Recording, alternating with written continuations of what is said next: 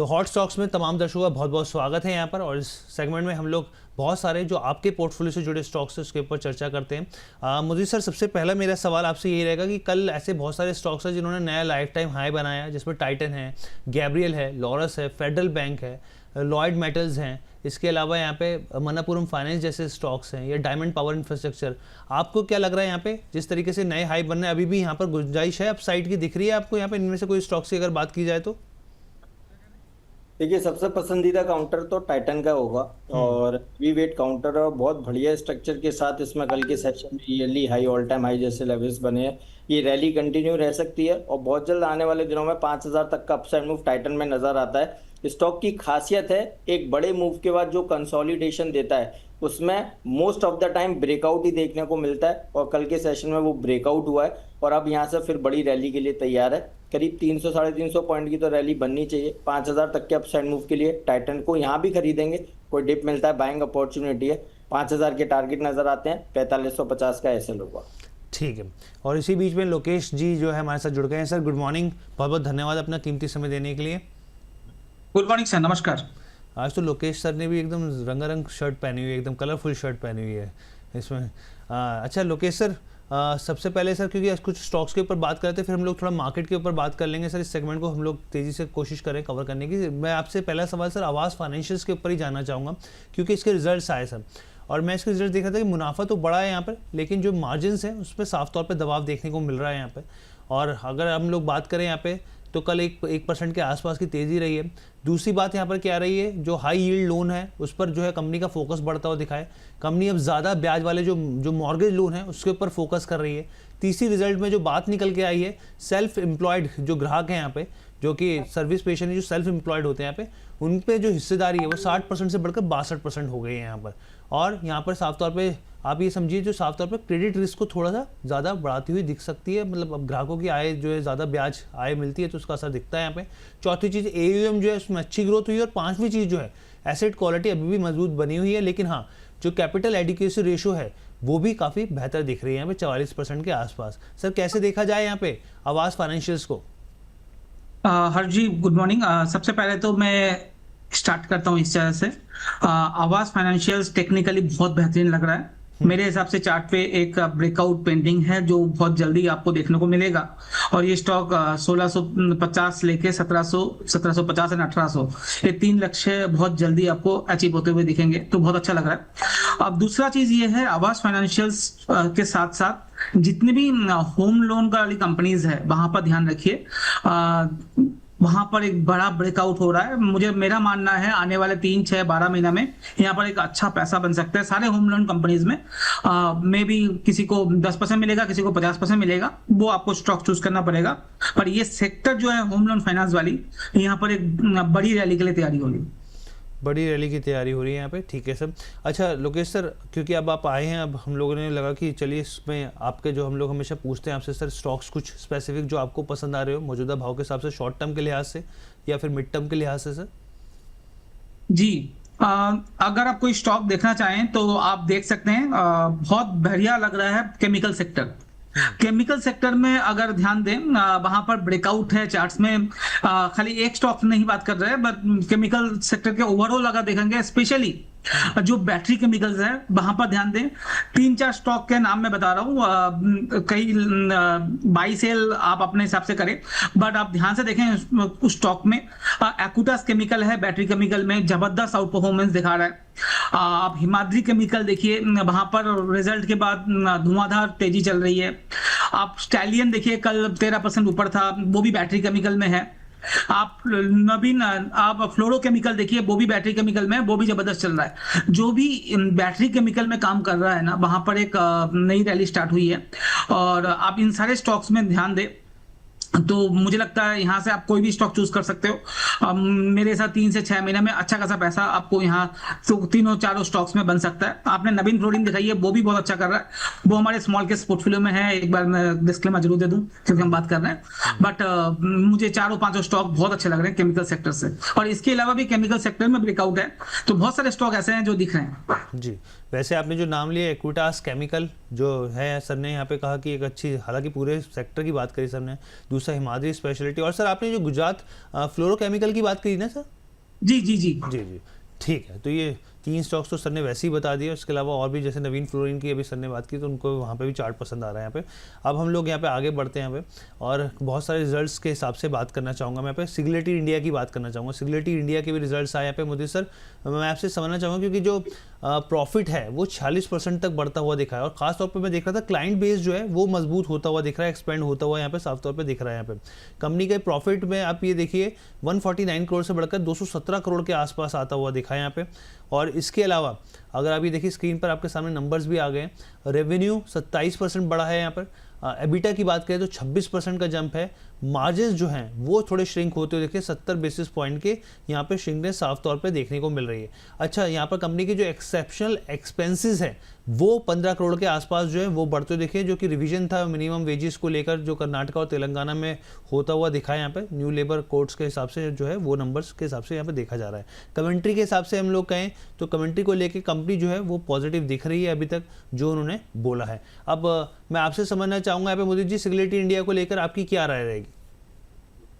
देखिए, हो सकता है एक कैप अप ओपनिंग आज के सेशन में देखने को मिले, लेकिन उसमें ये देखना होगा अगर 43 के ऊपर सस्टेन कर रहा है तभी जाकर नया लॉन्ग करना है, अदरवाइज तो हमें लगता है एक सेल ऑफ देखने को मिल सकता है, एक प्रॉफिट टेकिंग हो सकती है और 40 रुपए तक की डाउनसाइड दिखा सकता है। कोई बड़ी रैली या बड़ी करेक्शन एक्सपेक्टेड नहीं है, यस, लेकिन 43 के ऊपर सस्टेन किया तो हमें लगता है फिर एक फ्रेश ब्रेकआउट देखने को मिलेगा। फिर आने वाले दिनों में 50 रुपए तक के अपसाइड मूव बनेंगे, लेकिन तभी बनेंगे जब 43 के ऊपर सस्टेन कर पाएगा।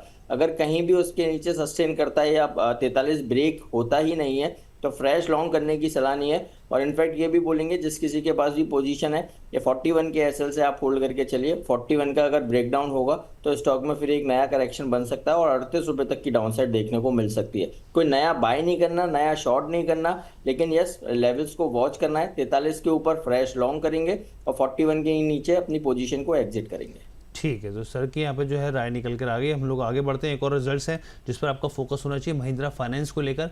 और आप देखिए इसमें जो बड़ी बातें हैं वो मैं आपके सामने रख देता हूँ।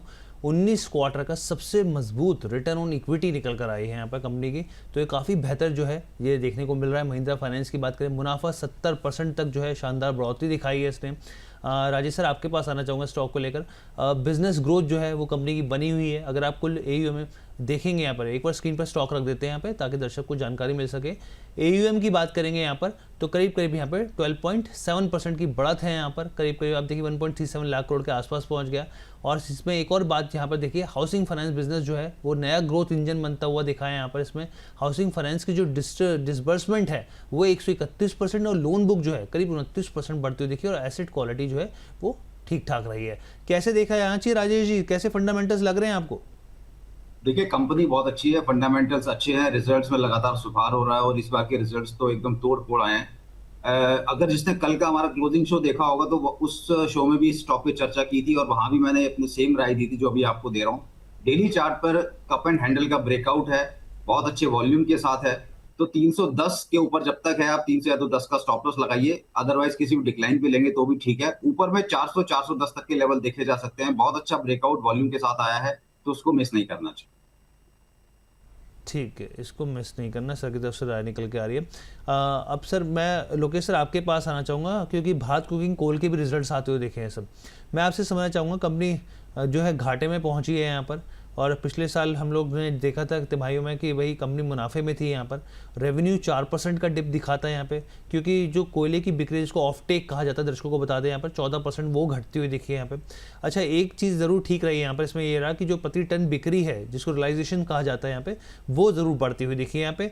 और बढ़ी हुई लागत का असर साफ तौर पर एबिटा में भी देखने को मिला है। यहाँ पे 191 करोड़ के मुनाफे से घटकर ये 64 करोड़ के आसपास के आ गया है यहाँ पे, जो घाटा साफ तौर पर दिख रहा है। मार्जिन जो है आप ये सोचिए 5.1% से घटकर सीधा -1.8% पर आ गए यहाँ पे, तो वो साफ तौर पे नंबर्स में BCCL के भारत कुकिंग कोल के नंबर्स में साफ तौर पे रिफ्लेक्ट हो रहा है। सर क्या, क्योंकि बहुत सारे रिटेलर्स की पोजीशन है स्टॉक के अंदर, जब ये आया था उसके बाद अच्छी खासी पोजिशनिंग देखने को मिली थी, आपका क्या मानना है शेयर पे नतीजों के बाद? हर जी, पहला चीज तो जब भी कोई IPO आए कम से कम 3 महीना उसको ट्रेड करें, इन्वेस्ट के बारे में मत सोचें। तो 3 महीने में उसका क्या ऊपर जाएगा या नीचे जाएगा पता चल जाता है। उसके बाद ही उसमें बाई या सेल करने की कोशिश करें, चाहे वो कोई भी आईपीओ हो, लॉन्ग टर्म इन्वेस्टिंग के हिसाब से। कुकिंग कॉल की जब मैं बात कर रहा हूं तो टेक्निकली एक थोड़ा सा सपोर्ट जोन की मैं जब बात कर रहा हूं, वो छोटा सा सपोर्ट है 36-35 के लेवल पे। अगर किसी के पास है तो वहां पर स्टॉप लॉस लगा के होल्ड कर सकते हैं। नया बाई का कोई सलाह नहीं है। जब आईपीओ आ रहा था तब इसका इनका जो प्रॉफिट था वो 2-2 हजार करोड़ के था, और अब आईपीओ आने के बाद इनका प्रॉफिट माइनस में आ गए। तो क्या आईपीओ लाने के वजह से प्रॉफिट बढ़ा कि नहीं बढ़ा बोलना मुश्किल है, उस चीज में मैं नहीं जा रहा हूँ। बट ऐसा कंपनी थोड़ा सा ध्यान रखें, इस तरह से लेके ना बैठें। एटलीस्ट जब जो आईपीओ प्राइस खुला था 44 रुपीज से 19 जनवरी 2026 में, उसके बाद से ही ये कभी अपना हाई को तोड़ा नहीं है। और जब तक वो 46-47 का लेवल नहीं निकलेगा तब तक इसमें कोई बड़ा मूव मुझे एक्सपेक्ट नहीं है। तो अगर आपका कॉस्ट टू कॉस्ट या उसका थोड़ा सा ऊपर है तो निकल जाइए, कॉस्ट से नीचे है तो जो मैंने स्टॉप लॉस बताया उस स्टॉप लॉस के साथ बने रह सकते हैं। ठीक है सर, तो यहाँ पे सर की राय निकल कर आई है। अब हम लोग आगे बढ़ते हैं यहाँ पे, और एक इम्पॉर्टेंट जानकारी जो हमारा स्पेशल शो है यहाँ पर, जो क्लोजिंग शो है यहाँ पर, जाते जाते जीत पे हमने कल आपको जो है जो यहाँ पर जो है बताया गया था, यहाँ पे हमारे जो गेस्ट के जरिए यहाँ पर जो पूरे दमदार शेयर्स के बारे में जानकारी दी गई थी, आपको उसकी एक झलक दिखाते हैं। देखिए किस तरीके की यहाँ पर जो है रफ्तार देखने को मिल रही है। बाजार बंद होने में जब 1 घंटा बचा है तब बनते हैं दिन के सबसे बड़े breakout. Diamond power and infrastructure limited 269 का भाव इस समय दिखा रहा है। हूटर बजा, कॉल आई। राजेश जी आपके पास क्या कॉल है बताइए। जमुना ऑटो। मोहित जी के पास कॉल है, इपिग्रल पे मैं लौट कर आऊंगा। मोहित जी बताइए। GHCL textile. कन्विक्शन कितना है सर मैं 9 से कम बात ही नहीं करता हूँ। राजेश जी ने जहां से कॉल दी, फ्रेश ब्रेकआउट था, मूवमेंट आया, कोई बड़ी खरीदारी हुई, वॉल्यूम्स बढ़े। अगला काउंटर कौन सा बता रहे हैं? कर्नाटका बैंक। क्या हो रहा है शुगर सेक्टर में, खबर क्या निकलेगी नहीं पता, लेकिन चार्ट्स बहुत कुछ बता रहा है। 3% से ज्यादा की तेजी है, लेकिन यहां से आपको एग्जिट की सलाह है। स्टॉप लॉस लगाना चाहे आज के लो के नीचे का 880 रुपए का स्टॉप लॉस लगा सकते हैं। इंट्राडे में बंसल वायर बुक कर लीजिए भाई, कल का सौदा कल देखेंगे।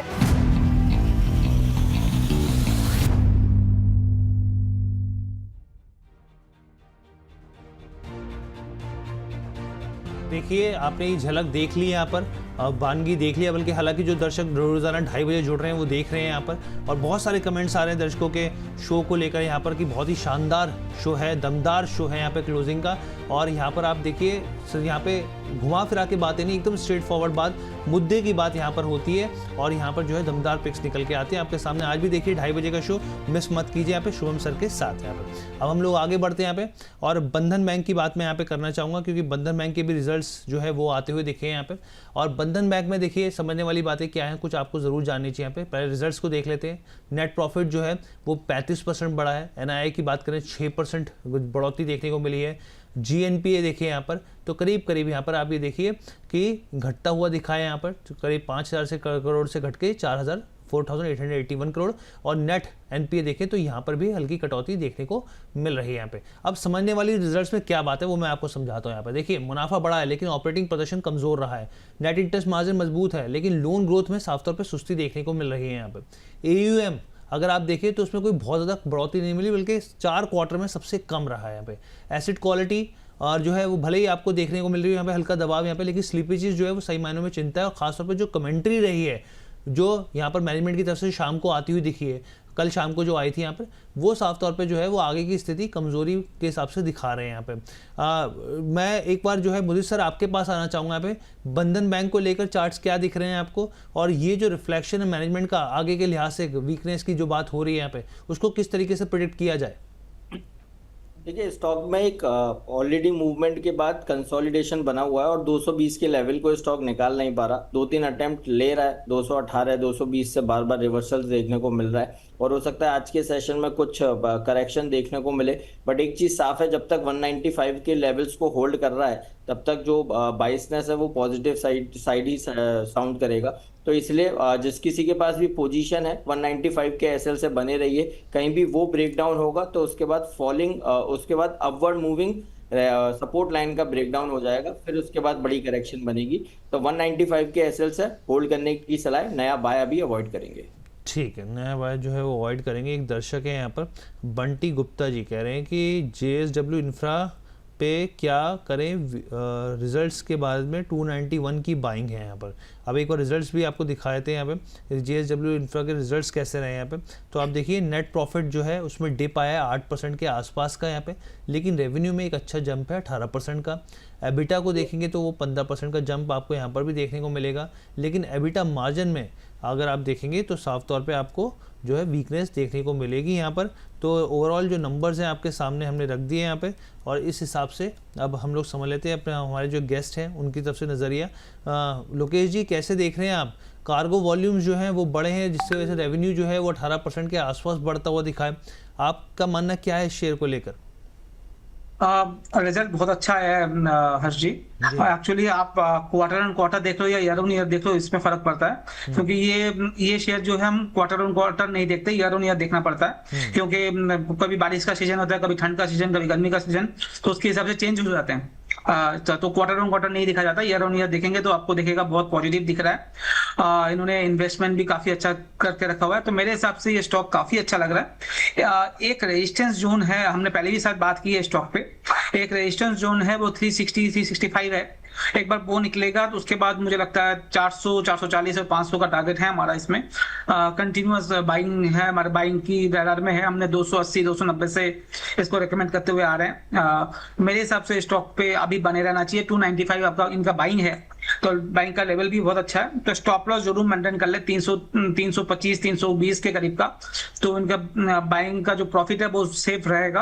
अगर बड़ा मूव आता है जो लग रहा है आएगा, तो इसमें अच्छा खासा पैसा बन सकता है। रिजल्ट भी इन लाइन विद एक्सपेक्टेशन और काफी अच्छा रिजल्ट लग रहा है मुझे। चलिए, तो सर को जो नतीजे हैं वो पसंद आए हैं, और यहाँ पर जो है जो दर्शक थे जो कंसर्न थे यहाँ पर कि आगे की स्थिति क्या दिख रही है, सर ने यहाँ पे क्लैरिटी दे दी है। अब मैं जो है आगे बढ़ूंगा, लेकिन उससे पहले मैं यहाँ पर मुदीर सर आपके पास आना चाहूँगा। कुछ स्टॉक्स सर कैश मार्केट में हैं जो आपको लग रहा है पर आज के हिसाब से एक बेहतर विकल्प हो सकते हैं, या फिर शॉर्ट टर्म या मीडियम टर्म के हिसाब से? सर देखिए, कैश मार्केट का नहीं, लेकिन यस F&O का ही स्टॉक है, और सर बहुत आंखों को खटक रहा है ये काउंटर, तो इसमें मूवमेंट नहीं आ रही है। स्टॉक का नाम है, पूरा डिफेंस सेक्टर चल गया लेकिन ये चला नहीं है। स्टॉक का नाम है कोचिन शिपयार्ड। अच्छा, पता नहीं क्यों सर ये मेरे को बड़ा दिल में बड़ा दर्द दे रहा है। जब तक इसमें एक दिन में 5-7% का मूवमेंट नहीं आएगा, जब तक ये मेरे रडार से हटेगा नहीं। और मैं बहुत जल्द इस काउंटर में 1470 रुपए तक के अपसाइड मूव एक्सपेक्ट कर रहा हूँ। वो 1 दिन 2 दिन 3 दिन किसी भी एक बड़े सिंगल स्विंग में उसको आना चाहिए। तो कोचिन शिपयार्ड ही मेरा पसंदीदा काउंटर है। खरीदारी करने की सलाह है 1470 के टारगेट्स के लिए। स्टॉप लॉस आएगा 1375 का। सर चार्ट्स पर खोने के लिए कुछ नहीं है, अगर चलना नहीं है तो डेफिनेटली ब्रेक डाउन हो जाएगा, और अगर चलेगा तो वो हो सकता है 1 दिन हो 2 दिन हो, एक ही दिन में 5-7-10% का मूवमेंट आएगा। बड़ा मूवमेंट एक्सपेक्टेड है। कोचिन शिपयार्ड को छोड़ना नहीं चाहिए। कोचिंग शिपयार्ड को छोड़ना नहीं चाहिए। राजेश सर आपके लिए एक सवाल आया है यहाँ पे, अरिहंत जी का, कह रहे हैं राजेश सर की रिकमेंडेशन पर ऑटो लाइन इंडस्ट्री जो 96 पर जो है बाय किया था, कैन आई होल्ड और एवरेज प्लीज सजेस्ट कीजिए सर। अभी इसको होल्ड कर सकते हैं जी, इसके नंबर आने दीजिए, उसके बाद बताते हैं। काउंटर बहुत अच्छा है, लॉन्ग टर्म में तो मैं 150 तक भी उम्मीद कर रहा हूँ। अभी रख सकते हैं, अभी एवरेज मत कीजिए, दोबारा बता दिया जाएगा। और जो अभी मुदित जी ने बोला, मैं उनको एक बात बोलना चाहूंगा। मुदित जी, ये काउंटर अगर आपके दिल में दर्द दे रहा है, इसका मतलब आपको मोहब्बत हो गई है लेकिन सर मार्केट में तो मोहब्बत किसी से करनी नहीं चाहिए ना सर। नहीं, इसीलिए तो हो रहा ना दिल में। अच्छा, ठीक है, ठीक। हर्ष जी, हाँ जी, हर्ष जी, मोहब्बत तो कर सकते हैं, बट वो गर्लफ्रेंड होनी चाहिए, वाइफ नहीं होनी चाहिए बस। हर्ष जी देखो, ये जो बात निकल के आती है ना, सिर्फ एक्सपीरियंस आदमी ही बोल सकता है। अरे लोकेश सर, एकदम अनएक्सपेक्टेड मूव सर ये भी था सर एकदम। चलिए ठीक है, अब हम लोग आगे बढ़ते हैं। यहाँ पे और भी बहुत सारे रिजल्ट्स जो हैं वो आते हुए दिख रहे हैं, उसके ऊपर चर्चा करेंगे। एक दर्शक है हमारे, जानना चाह रहे हैं सुज़लॉन के ऊपर, कह रहे हैं कि सर प्लीज़ अपनी राय जो है वो सुज़लॉन पर दें। लोकेश सर अब ये बताइए कि बहुत सारे जो रिटेल निवेशक हैं वो भी इसको जो है सुज़लॉन को काफ़ी पसंद करते हैं सर। अब वो शब्द तो गर्लफ्रेंड कहना तो गलत होगा। आप कैसे देख रहे हैं सर सुज़लॉन को? आप क्या लग रहा है सर, बहुत समय से सर एक रेंज में फंसा हुआ है, क्या करना चाहिए?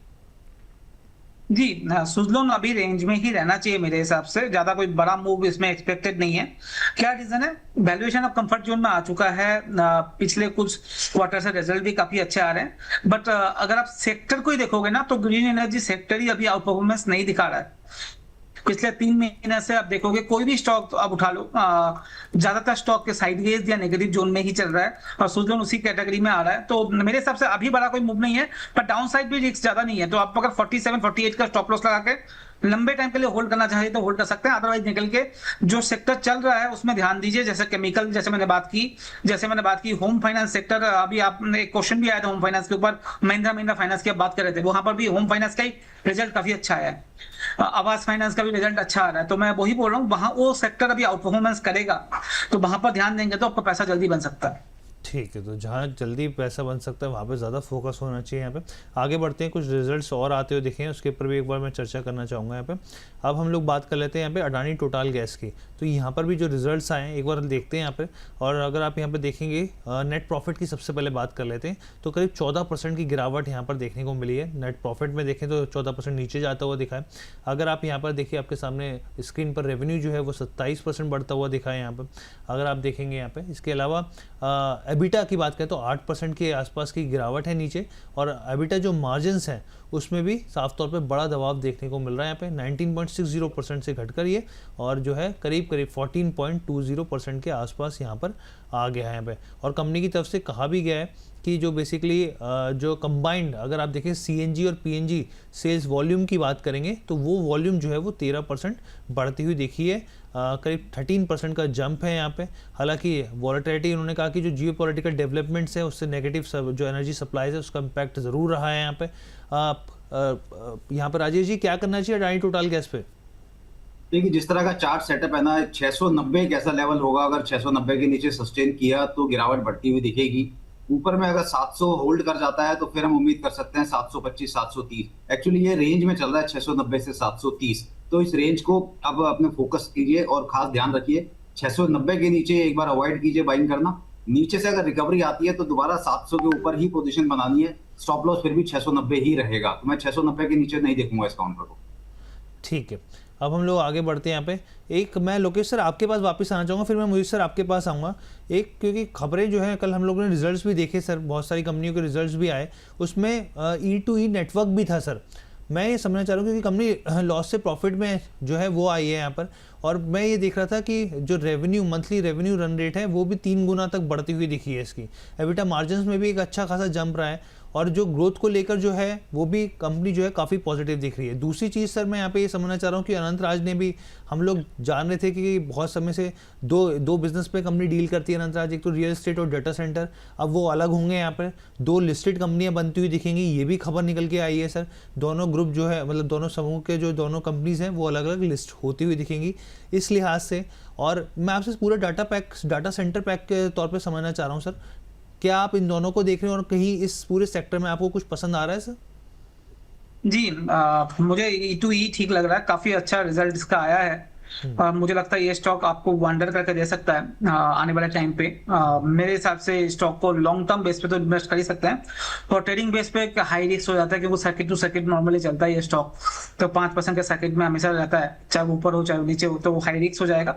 अदरवाइज इस स्टॉक को अगर ध्यान दिया जाए, ये स्टॉक बहुत जल्दी आपको 550 560 तक भी एक मूव दिखा सकता है, और आने वाले लॉन्ग टर्म के लिए तो बहुत अच्छा लग ही रहा है ये स्टॉक। सिर्फ 8-9 हजार करोड़ के मार्केट कैप में इंडिया का 1-2 कंपनी है जो AI बेस्ड में लिस्टेड है, और उसमें से E2E एक है जिस पे आप ध्यान दे सकते हो। ठीक है सर, तो इसके अलावा अगर सर आप देखेंगे तो दो ऑप्टी फाइबर की जो कंपनीज है, स्टेरलाइट टेक्नोलॉजी हो, HFCL हो, उसके बाद यूनिवर्सल केबल हो, ये सारे स्टॉक जो हैं ये काम कर रहे हैं, बट अभी थोड़ा सा साइडवेज हो गया क्योंकि अच्छा खासा मूव आ चुका है इन सारे स्टॉक पे। अब वॉच लिस्ट में रखिए, वापिस जब मूव आए तो आप इसको ऐड कर सकते हैं। ऑलरेडी 400% 500% स्टेरलाइट चल चुका है, 300% HFCL चल चुका है, तो थोड़ा सा रेस्ट ले रहे हैं कंपनीज, बट नजर रखनी चाहिए, डाउन साइड रिस्क प्रोटेक्टेड इन सारे स्टॉक में, डाउन साइड नहीं है। वापिस जब अपसाइड शुरू हो तो आप इस पे ऐड ऑन किया जा सकता है। ठीक है सर, अब हम लोग, मुझे सर आपके लिए एक सवाल आया है एक दर्शक का, आइडिया के ऊपर, वोडाफोन आइडिया के ऊपर, कह रहे हैं कि हैव इट एट 14.5, 14.5 के भाव पर खरीदारी कर रखी है सर, लॉन्ग टर्म नजरिया, कह रहे हैं कि क्या करना चाहिए? देखिए, लॉन्ग टर्म नजरिया है तो आप होल्ड करके चल सकते हैं। बस 12.40 रुपये तक की डाउन साइड हमें नजर आती है, तो 12.40 के आसपास फ्रेश लॉन्ग भी कर सकते हैं, कॉस्ट को एवरेज कर सकते हैं। और इनको स्टॉप लॉस लगाना है 11 रुपये 40 पैसे का। और 6 महीने के अंदर हमें 20 रुपये तक के अपसाइड मूव वोडाफोन आइडिया में नजर आते हैं। 6 महीने की नजरिए से बाय एंड होल्ड करने की सलाह है और 20 से 22 रुपये तक के अपसाइड मूव देखने को मिल सकते हैं। स्टॉप लॉस रहेगा 11 रुपये 40 पैसे का। ठीक है, अब इंडियन होटल्स के रिजल्ट्स की बात कर लेते हैं। यहाँ पे रिजल्ट्स देखेंगे तो अच्छे रहे रिजल्ट्स यहाँ पर, और एक बार स्क्रीन पर भी हम लोग ले आते हैं, दर्शकों को बता देते हैं यहाँ पे कि कैसे रहे रिजल्ट्स। अगर आप देखेंगे यहाँ पर तो आपको देखने को मिलेगा नेट प्रॉफिट में 21% का जंप साफ तौर पर दिख रहा है। और रेवेन्यू की बात करें यहाँ पर तो रेवेन्यू में भी 15% का जंप देखने को मिल रहा है यहाँ पे। इसके अलावा अगर आप एबिटा की बात करें तो 17% जो है एबिटा बढ़ता हुआ दिखा है यहाँ पर। साथ ही अगर आप यहाँ पर देखें एबिटा मार्जिन्स भी तो 60 बेसिस पॉइंट जो है वो एबिटा मार्जिन भी जो है वो बढ़ता हुआ दिखा है। और इसमें देखिए जो रेवेन्यू जो ड्राइव करने में सबसे बड़ी भूमिका रही है, रेवेन्यू पर अवेलेबल रूम जो ग्रोथ है वो डोमेस्टिक जो है वो बढ़ती हुई दिखी है यहाँ पे। और ख़ास तौर पे जो मैनेजमेंट फीस है, इनकम और साथ में स्ट्रॉन्ग परफॉर्मेंस जो है, एक्विजिशन जो कंपनी ने, जो पुनीत चटवाल साहब ने किए हैं, तो वो काफ़ी जो है वो असर डालते हुए यहाँ पर दिखे हैं।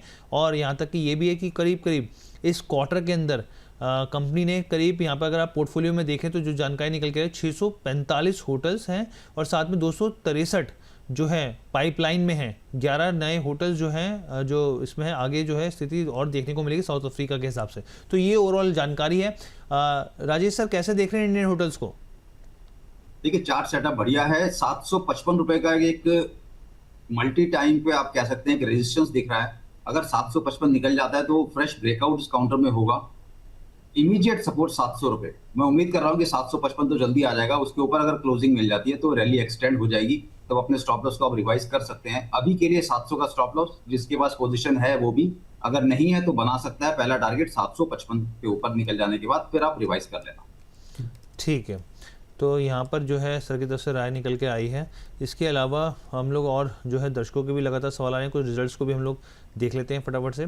और भी कुछ रिजल्ट्स हैं, जैसे कि इसके साइंट डीएलएम की बात कर लेते हैं। यहाँ पे साइंट डीएलएम की बात करेंगे यहाँ पर तो आप नेट प्रॉफिट देखेंगे 119% का जंप है। लोकेश सर आपके पास आना चाहूँगा मैं यहाँ पर, और नहीं सॉरी मुदीर जी के पास आना चाहूँगा यहाँ पर। तो साइंट डीएलएम के अगर नेट प्रॉफिट को देखें तो 119% का जंप यहाँ दिख रहा है। रेवेन्यू की बात करें तो 34% का जंप है। इसके अलावा एबिटा की बात करें तो 56% का जंप है। एबिटा मार्जिन देखेंगे तो 150 बेसिस पॉइंट जो है वो बढ़ता हुआ दिख रहा है। सर आपके हिसाब से नंबर्स कैसे हैं, क्या आपकी राय रहेगी यहाँ पर? सर राय पॉजिटिव है। और कल आई थिंक कल क्लोजिंग वाले शो में इस पर हमने बात करी थी, 618 के आसपास हमने इसमें रिकमेंडेशन दिया था और इंट्राडे में 628 629 तक के अपसाइड मूव बने थे। और आज जिस तरह के नंबर से आज एक बढ़िया गैप अप ओपनिंग हो सकती है और 640 650 तक के अपसाइड मूव आज के सेशन में नजर आ सकते हैं। तो बिल्कुल जिसके पास पोजीशन है होल्ड करने की सलाह है। और उसके ऊपर भी ये निकल सकता है। लगातार हायर हाइज हायर लोज में ये काउंटर ट्रेड हो रहा है, चार्ट्स पे कोई हर्डल ही नहीं है और ईयरली हाई जैसे लेवल कल के सेशन में बने थे। आज भी फॉलो अप बाइंग देखने को मिल सकती है और बहुत छोटे टारगेट 650 के होंगे, वो निकालता है तो 670 तक की भी रैली काउंटर दिखा सकता है। बिल्कुल कोई भी डिप मिले बाइंग अपॉर्चुनिटी है। 670 के टारगेट्स नजर आते हैं। स्टॉप लॉस रहेगा 595 का। ठीक है, तो नतीजे बहुत अच्छे हैं। अच्छा मुदीर जी एक बार एंथम बायोसाइंस का चार्ट देखिएगा सर, आपको कैसा लग रहा है ये, इसमें क्या स्थिति है आपको, अगर दर्शकों को सर साझा कर पाएँ तो? देखिए खरीदारी करने की सलाह है, अच्छे चार्ट्स हैं और किसी भी तरह का कोई पैनिक नहीं है। और मेन चीज क्या है, जो लोग थोड़ा सा टाइम देके बाय करना चाहते हैं, इसमें स्टॉप लॉस बनेगा 748 का। 748 के एसएल से बाय करके चल सकते हैं। जो पोजीशन है बने रहिए। इसमें बड़े टारगेट्स हैं, 840 तक का अपसाइड मूव एक्सपेक्टेड है, सॉरी 940 तक का मूव एक्सपेक्टेड है। 940 के टारगेट्स के लिए एंथम बायोसाइंसेस को लॉन्ग करके चल सकते हैं। कोई डिप भी देखने को मिले बाइंग अपॉर्चुनिटी है, लेकिन स्ट्रिक्ट एसएल रहेगा 748 का, क्योंकि ये 4 महीने का कंसोलिडेशन एक जोन है। 748 लोअर साइड, हायर साइड में 800 805। जैसे ही 805 निकलेगा उसके बाद बड़ी रैली आएगी, इसलिए 940 तक के अपसाइड मूव देखने को मिल सकते हैं। बाय एंड होल्ड करने की सलाह है। स्ट्रिक्ट स्टॉप लॉस रहेगा 748 का। ठीक है, यहाँ पर एक मस्टैक के रिजल्ट्स के भी बात कर लेते हैं यहाँ पे, और इनके नतीजों को देखेंगे तो नेट प्रॉफिट जो है वो 15% बढ़ा है यहाँ पे। रेवेन्यू में 8% की ग्रोथ आई है यहाँ पे। अगर एबिटा को देखेंगे तो 12% बढ़ता हुआ दिखा है यहाँ पे, और एबिटा मार्जिन जो है वो लगभग फ्लैट रहे हैं यहाँ पर। राजेश सर मस्टैक को लेकर आप क्या मानना है आपका? देखिए कंपनी बढ़िया है, लेकिन जिस सेक्टर में काम कर रही है ना, वहाँ धीरे धीरे बॉटम आउट प्रोसेस चालू हो रखा है। ब्रेकआउट लेने की कोशिश की है स्टॉक ने 1750 के ऊपर, उसी के आसपास ही चल रहा है, तो कंसोलिडेशन है, पर मुझे लग रहा है कि ये रैली ऊपर एक्सटेंड होगी। जब तक 1650 के ऊपर है, किसी भी डिक्लाइन पे आप बाय करके चलेंगे। एक बार 1750 के ऊपर सस्टेन करके क्लोजिंग देगा तो काउंटर 1980 और 2000 तक भी जा सकता है। तो यस, काउंटर स्ट्रांग है, आप किसी भी डिक्लाइन पे बाय करेंगे और 1650 के नीचे का स्टॉप लॉस लगा के होल्ड कर सकते हैं। 1650 का, ठीक है। अच्छा लोकेश सर, एक मैं आपसे पूछना चाह रहा हूँ कि एसबीआई फंड को लेकर सर, कल लिस्टिंग जो है वो खास नहीं रही यहाँ पे। जो पहले हम लोग ग्रे मार्केट प्रीमियम देख रहे थे तो वो करीब 18-19% का दिखा रहा था सर। उसके बाद ये जो लिस्टिंग हुई 7% के भाव पे हुई, लेकिन उसके बाद एमके की बड़ी एक दिलचस्प रिपोर्ट आई सर। वो उन्होंने जो है उसको टारगेट को 700-750 तक के करते उन्होंने दिखाए यहाँ पर, क्योंकि हम लोग उनके फंडामेंटल्स को जानते हैं, चीज़ों को, कंपनियों को जानते हैं यहाँ पे। और जो रिपोर्ट की तरफ से निकल के आया कि अगर म्यूचुअल फंड इंडस्ट्री में अगर सबसे बड़ा फ़ायदा किसी को हो सकता है तो यही कंपनी है सर। आप कैसे देख रहे हैं सर एसबीआई फंड को लेकर यहाँ पर, और आपका नज़रिया क्या रहेगा? हालांकि आईपीओ को लेकर आपने अभी कई बार दर्शकों को बताया कि भाई हमें इसको ऑब्जर्व करना चाहिए, लेकिन अगर इस तरह की कंपनी हो तो भी सर उस हिसाब से देखा जाना चाहिए क्या? जी, और सबसे पहले तो जो एसबीआई म्यूचुअल फंड है, इसको मैं बाइंग की बात करता हूँ, मगर आपका जो हॉराइजन होना चाहिए वो 6 महीना 12 महीने के ज्यादा होना चाहिए। और अगर कैपिटल मार्केट थीम को अगर प्ले करना है तो SBI mutual fund one of the best player है जहां पर आपको कैपिटल मार्केट थीम पे इन्वेस्ट करना चाहिए। आज के दिन पे अगर देखेंगे ना, 6.6 करोड़ के आपका यूनिक अकाउंट है म्यूचुअल फंड के भी और डीमैट अकाउंट के उसी बराबर है। Total mutual fund account 18-19 crore है, बट यूनिक जो बात करें तो 6 करोड़ के करीब है, जो आने वाले 5-7 सालों के अंदर तो एक बार मार्केट थोड़ा सा घूमने लग जाए वापिस तो आप ये देखोगे 6 करोड़ का 12 करोड़ या 15 करोड़ का भी हो सकता है 5-7-8 सालों के अंदर। तो ये इंडस्ट्री इटसेल्फ डबल होने की पूरे चांसेस है। और एसबीआई म्यूचुअल फंड जो है नंबर 1 प्लेयर है, तो इनका मार्केट शेयर भी ज्यादा है उसके हिसाब से, तो इनको भी फायदा उतना ही ज्यादा मिलेगा। और ये क्योंकि सर्विस बिजनेस में इनका फिक्स्ड कॉस्ट इतना ज्यादा नहीं बढ़ता, जिस हिसाब से रेवेन्यू बढ़ेगा तो मार्जिन जो है और ज्यादा इंप्रूवमेंट होने के पूरे चांसेस हैं। अभी क्यों टूटा है? अभी जो मार्केट में दूसरे म्यूचुअल फंड है उनके साथ अगर कंपेयर करेंगे तो थोड़ा सा प्रीमियम में आया है ये स्टॉक। एचडीएफसी एएमसी जो है 37-38 के मल्टीपल में, आईसीआईसी प्रू जो है 37-38 के मल्टीपल में, ये 45 के मल्टीपल में आया था। तो वो थोड़ा सा एडजस्टमेंट है, कोई नहीं, बट मेरे हिसाब से मिड टू लॉन्ग टर्म के लिए बहुत अच्छा है। अब आज ही भाग जाएगा ऐसा नहीं है, थोड़ा टाइम लगेगा, बट इसमें पैसा जरूर बनेगा। जितने भी म्यूचुअल फंड के मैंने नाम लिए सारे में किसी भी एक स्टॉक में आप लगा सकते हैं, चाहे वो एचडीएफसी हो, चाहे वो एसबीआई हो, चाहे वो आईसीआईसी प्रू हो। अदरवाइज एक मैं नाम ले लेता हूं, वो है Motilal Oswal ETF, capital market ETF, वो 55 रुपए में आ रहा है। तो अगर कैपिटल मार्केट थीम को अगर खेलना है तो आप उसको लेकर रख सकते हैं, लॉन्ग टर्म के लिए वो सबसे अच्छा बेहतरीन विकल्प रह सकता है। ठीक है सर, तो यहाँ पे निकल के आई है जानकारी यहाँ पे सर की तरफ से। और एक सवाल और लूँगा मैं राजेश सर, ये क्योंकि देखिए हम लोगों ने देखा था, खबरें आई थी यहाँ पे प्रीमियर और वारी एनर्जीज़ को लेकर, यहाँ पे जो सरकार की तरफ से पॉलिसी, सोलर पॉलिसी को लेके फैसला आया था, उसके बाद गिरावट देखने को मिली थी। लेकिन सर वारी एनर्जीज़ के चार्ट आप क्या देख रहे हैं? कमजोरी की स्थिति दिखा रहे हैं? आपको क्या लग रहा है यहाँ पे शॉर्ट पर फोकस करना चाहिए, क्या करना चाहिए? जी बिल्कुल, चार्ट जो है ब्रेकडाउन शो कर रहा है 2735 के आसपास। तो मुझे लग रहा है कि ये ब्रेकडाउन जो आगे इस काउंटर को हो सकता है 2500-2400 तक भी ले जाए। कोई भी राइज अगर आपको मिलता है तो अपने पोर्टफोलियो से भी आप एग्जिट ले सकते हैं। जब तक अभी काउंटर 3000 के ऊपर क्लोज नहीं करेगा तब तक इसका ट्रेंड चेंज नहीं होगा। तो किसी भी राइज पर बेचिए, हो सकता है 2400 के भी नीचे के लेवल मिल जाए, 2400 के भी नीचे के लेवल यहाँ पर मिल जाए। तो चलिए यहाँ पर अब हम लोग अपने इस सेगमेंट को फिलहाल के लिए यहाँ पे जो हॉट स्टॉक्स थे उसको ख़त्म करते हैं, लेकिन चर्चा जारी रहेगी, आपके सवाल जारी रहेंगे, आप हमारे साथ बने रहिए। लेकिन फिलहाल के लिए हॉट स्टॉक सेगमेंट को यहीं पर ही समाप्त करते हैं।